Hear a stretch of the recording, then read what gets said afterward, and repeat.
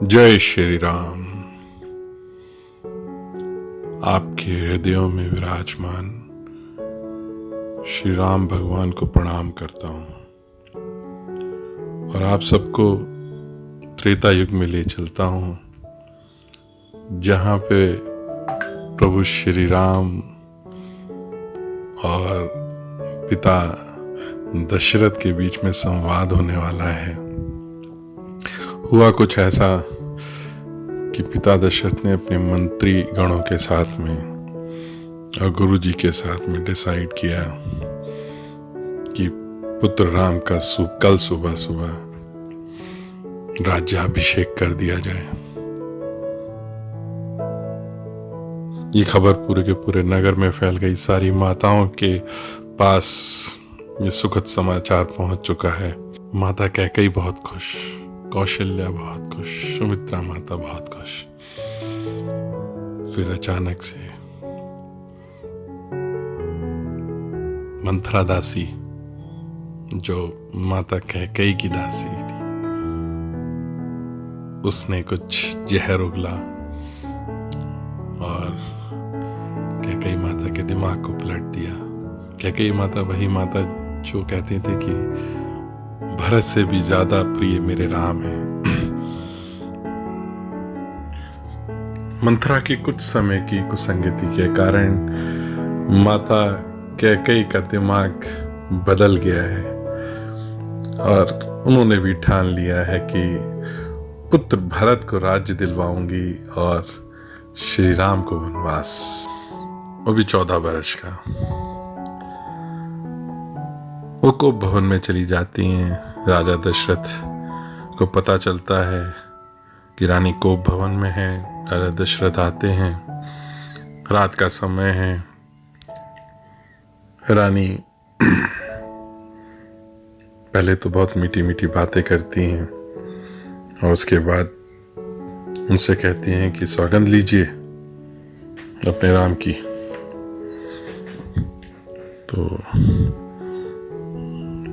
राजा दशरथ सौगंध ले लेते हैं और फिर माता कैकेयी याद दिलवाती है उन 2 वचनों की जो राजा दशरथ ने देने के लिए कहे थे कैकेयी को, और कैकेयी ने छोड़ दिया था कि जब जरूरत होगी तब लेंगे।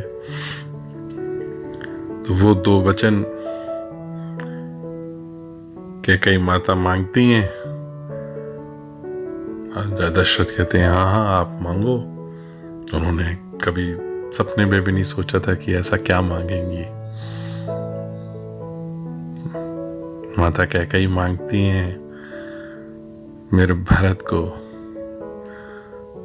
अयोध्या का राज्य दो और राम को 14 वर्ष का सन्यासी के रूप में वनवास दो। ये सुनते के साथ राजा दशरथ पे ऐसा लगता है जैसे बिजली गिर पड़ी हो। राजा दशरथ वहीं बैठ जाते हैं।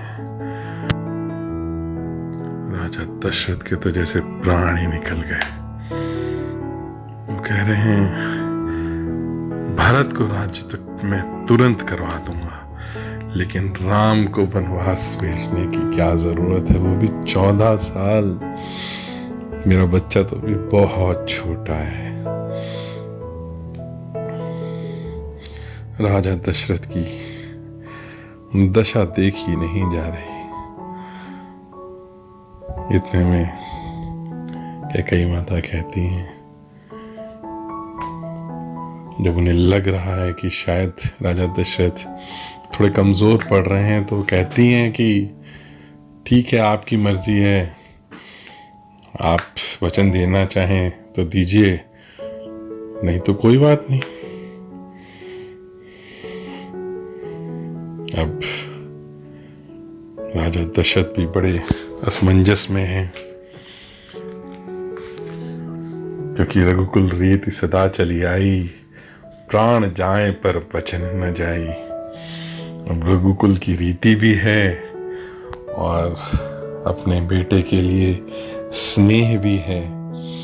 इस दुविधा में राजा दशरथ की हालत बहुत गंभीर हो गई।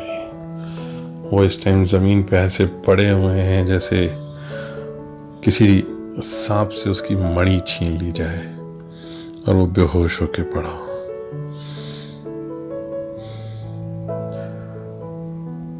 थोड़ी देर में राजा दशरथ ने सोच विचार कर मंत्री से कहा अपने कि जाओ श्री राम जी के पास। श्री राम जी अपने कैजुअली बैठे हुए हैं। तो मामूली होता ये था कि जब भी राजकुमार या राजा से मिलते थे तो वो लोग बड़े अच्छे से वस्त्र आभूषण पहन के मिलते थे। पर जब आदेश दिया सुमंत्र जी ने तो भगवान श्री राम जैसे थे वैसे ही दौड़ते हुए चले पिताजी के पास। सब लोग देख के बड़े स्तंभित हैं और दुखी हो रहे हैं कि ऐसी अवस्था में भागने की क्या जरूरत पड़ गई। दौड़ते हुए पहुंचे हैं श्री राम जी उस कक्ष में जहां पे कैकेयी माता और राजा दशरथ बैठे हुए हैं। वो देखते हैं राजा दशरथ नीचे बेसुध पड़े हुए हैं, बेहोश।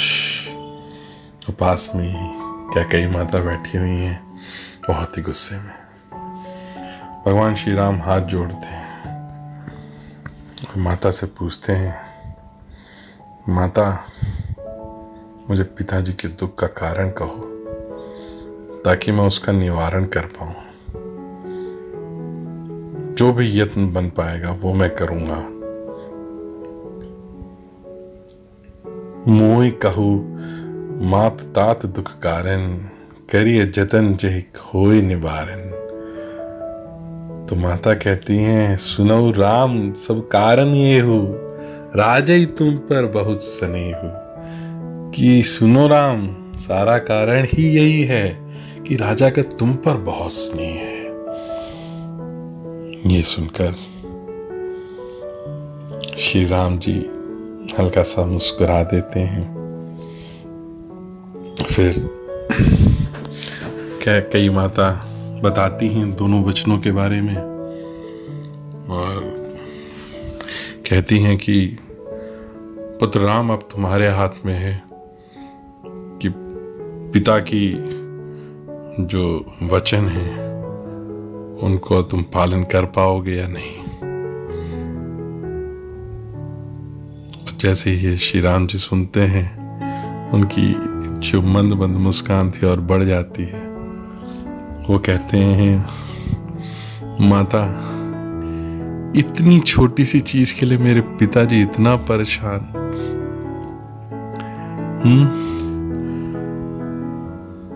अरे इसमें इतना संकोच क्यों? और माता पिता को संतुष्ट करने वाला पुत्र, हे माता, इस पूरे संसार में दुर्लभ है। सुनु जननी सोई सुत बड़ भागी जो पितु मातु बचन अनुरागी। तनय मात पितु तोष निहारा दुर्लभ जननी सकल संसारा। और उसके ऊपर भी क्या कहते हैं भगवान कहते हैं कि ये तो बहुत अच्छा होगा कि मैं वन में जाऊंगा, वहां मैं मुनियों से मिलूंगा जिससे मेरा ही कल्याण होगा। और इसमें तो पिताजी की आज्ञा और माता की सम्मति, इससे अच्छा क्या हो सकता है। आप ये देखिए कि राम जी ने उस सिचुएशन को कैसे डील कर रहे हैं। इतनी टफ सिचुएशन है। उनका सुबह राज्याभिषेक होने वाला है, रात में बुलाया गया है, दौड़ते भागते आए हैं। पिता की हालत देख के आदमी वैसे ही डर जाए। लेकिन श्री राम तो फिर श्री राम है, अपने आप को इतना कंट्रोल कर रखा है और इतनी बड़ी चीज छोड़ने के लिए कही जा रही है। और वो कहते हैं तो क्या हुआ, छोटी सी चीज है पिता माता के लिए। अगर उनसे उनको सुख मिलता है तो वो भी करने के लिए तत्पर है। आज की डेट में लोग ये सोचते हैं कि माता पिता ने कहा है, करना चाहिए नहीं करना चाहिए, सोच विचार होती है इसमें कितना फायदा है कितना नुकसान है। श्री राम केवल फायदा ही सोच रहे हैं कि इससे क्या क्या फायदे हैं। तब तक देखा पिताजी की आंखें खुली, देखा पुत्र राम खड़े हैं। पिता ने पुत्र राम को गले से लगा लिया है। ऐसा लग रहा है नाक की खोई हुई मणि मिल गई है, बिल्कुल चिपका लेना चाहते हैं और मन ही मन प्रार्थना कर रहे हैं भगवान शंकर से कि हे सदाशिव, आप तो बहुत जल्दी प्रसन्न होने वाले आशुतोष हो, मुंह मांगा देने वाले अवडर दानी हो। प्रभु, मुझे अपना दीन सेवक जानकर मेरे दुख को दूर कीजिए और मेरे राम को मेरे पास रहने दीजिए। आशुतोष तुम अवडर दानी, आरती हरौ दीन जनु जानी। मुंह से कुछ भी नहीं बोल रहे हैं राजा दशरथ, लेकिन मन ही मन सारी प्रार्थनाएं हो रही हैं भगवान शंकर से। ये भाप कर श्री राम भगवान ने कहा, श्री राम कहते हैं कि इस पृथ्वी तल पर उसी का जन्म धन्य है जिसके चरित्र सुनकर पिता को परम आनंद हो और जिसको माता पिता प्राणों के समान प्रिय हैं। सारे के सारे पदार्थ, चारों पदार्थ जिसमें अर्थ, धर्म, काम, मोक्ष, वो सारे पदार्थ उस व्यक्ति के मुट्ठी में रहते हैं। धन्य जन्म जगती तल तासु, पितई प्रमोद चरित सुनि जासु। चारि पदारथ कर तल ताके, प्रिय पितु मात प्राण सम जाके। आहा, क्या विचार हैं श्री राम जी के। ये सुन के राजा दशरथ को प्रसन्नता भी हो रही है और दुख भी हो रहा है। प्रसन्नता इसलिए कि ऐसा पुत्र मिला है जो इतनी बड़ी बात को भी इतने सहज रूप से स्वीकार कर रहा है, और दुख अपने पुत्र के दूर जाने का है। जब श्री राम जी ने देखा कि पिता की हालत और खराब हो रही है, वो दौड़ते हैं कौशल्या माता के पास और कौशल्या माता के पास जाके कहते हैं कि हे माता, पिताजी ने मुझको वन का राज्य दिया है जहां मेरा सब प्रकार से बड़ा काम बनने वाला है। पिता दीन मोहि कानन राजू, जहां सब भांति मोर बड़ काजू। ये सुनकर कौशल्या माता कांपने लगी, क्योंकि माता ने तो सुना था कि राज्याभिषेक होने वाला है राम का, और आप कह रहे हैं कि तो वन का राज्य दिया है। बहुत सारे